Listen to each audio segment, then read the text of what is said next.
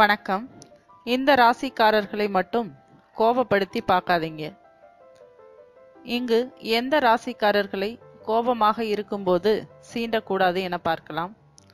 ஒருவர் கோபமாக இருக்கும்போது அவர்களது மனநிலை மற்றும் பேசும் விதம் போன்றவை மிகவும் மோசமாக இருக்கும். கோபமாக இருக்கும் சமயத்தில் மட்டும் பேசவே கூடாது.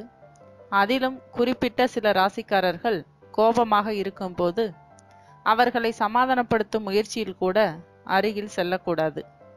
ஏனெனில் சில ராசிக்காரர்களுக்கு இயற்கையாகவே கோபம் அதிகமாக வரும்.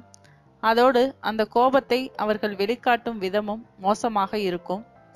எந்த ராசிக்காரர்கள் கோபமாக இருக்கும்போது அவர்களை சீண்டக்கூடாது என்பதை பற்றி பார்க்கலாம்.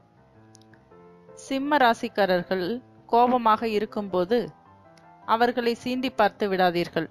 அவர்கள் எவ்வளவு அன்பானவர்களாகவும் கருணை உள்ளம் உடையவர்களாகவும் தெரிந்தாலும் கோபம் என்று வந்து விட்டால் போதும், யாரென்று பார்க்க மாட்டார்கள். இவர்கள் சக்தி வாய்ந்தவர்களாக இருப்பதால் பழி வாங்க வேண்டும் என்றால் சிறிதும் யோசிக்காமல் செய்துவிடுவர். விருச்சக ராசிக்காரர்கள் கோபத்தில் இருக்கும் விருச்சக ராசிக்காரர்களை சீண்டுவது ஒரு மிகப்பெரிய தவறாகும். அவர்கள் மிகப்பெரிய தைரியசாலிகள். அவர்களை யாராவது அவமானப்படுத்தினால் பயப்படாமல் அதற்கு பதிலாக அவர்கள் மேல் இருக்கும் கோபத்தை அதிகப்படுத்திக் கொள்வர். அவர்கள் கோபப்படுவது தவறாக இருந்தாலும் கூட மற்றவரை அழிக்கத்தான் நினைப்பர். தனுசு ராசிக்காரர்களை கோபப்படுத்திவிட்டால் அவர்களால் அவர்களது நாக்கினை அடக்க முடியாது. அவர்களது கோபத்தால் பிறரை தாக்க அவர்களது நாக்கே போதும். பேசியே ஒருவரை காயப்படுத்துவதில் இவர்கள் வல்லவர்கள்.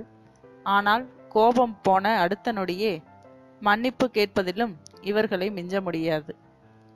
கோபத்தில் இந்த ராசிக்காரர்கள் பழிவாங்க முடிவெடுத்துவிட்டால் அது முடியும் வரை ஓய மாட்டார்கள்.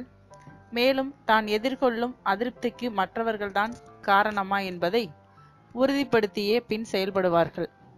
இவர்கள் தங்கள் விமர்சனங்களை தெரிவிக்க சற்றும் பயப்பட மாட்டார்கள். இவர்கள் ஒரு நல்ல கூட்டாளியாகவும் மிகவும் விசுவாசமானவர்களாகவும் கருதப்படுவார்கள். ரிஷபராசிக்காரர்கள் மிகவும் பிடிவாத குணல் மற்றும் எளிதில் சமாதானமாக மாட்டார்கள்.